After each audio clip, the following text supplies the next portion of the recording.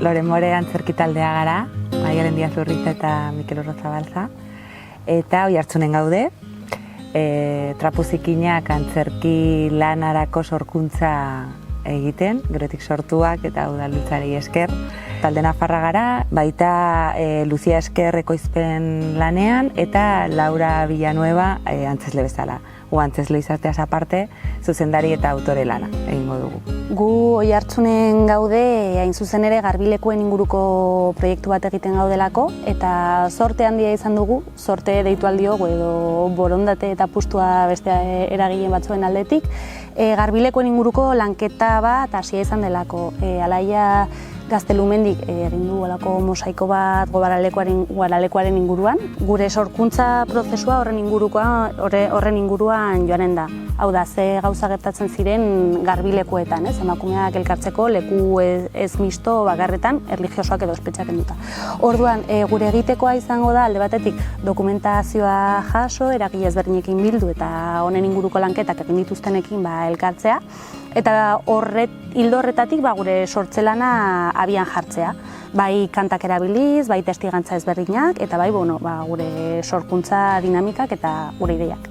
Oso herri aktiboa dakagula, arlo desberdinetan. Esan nahi dut bai kultura arloan, baita ere beste edozein arlotan, kirola edota auzotan, edota arlo guztietan, ez? Eta pertsona mugimendu horrek ematen dio izaera Oiartzunei. Oiartzun nolakoa den deskribatu beharko banuke, esango nuke herri aktiboa dela, ez?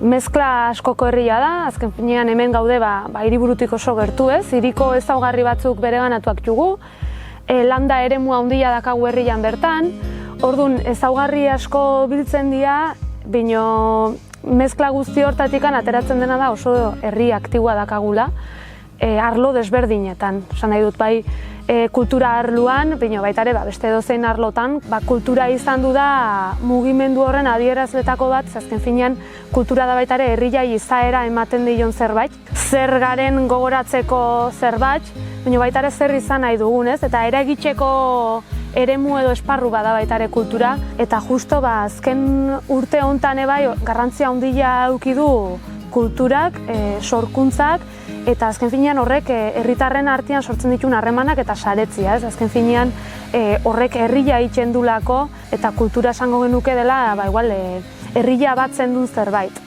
Lehengo espazio horiek, zeinetan elkarren artean emakumeek altzuten lagundu, bestu, zirikatu, gertaziteken denetarik, baina lan gogorrari elkarrekin eusteko gian estrategiak zituzten, eta horrek ere ze salto eman aldizkigun edo ze pista gure aintzindariek egiten zutenaren inguruan, eta gure egungo gure bizimoduaz, nolakoa da gaur egun bizikidetza, elkarlana, olakoak. Orduan gure ikerketa asko doa hortik. Espazio batek eman aldituen harremanatzeko aukerak ikertzeaz.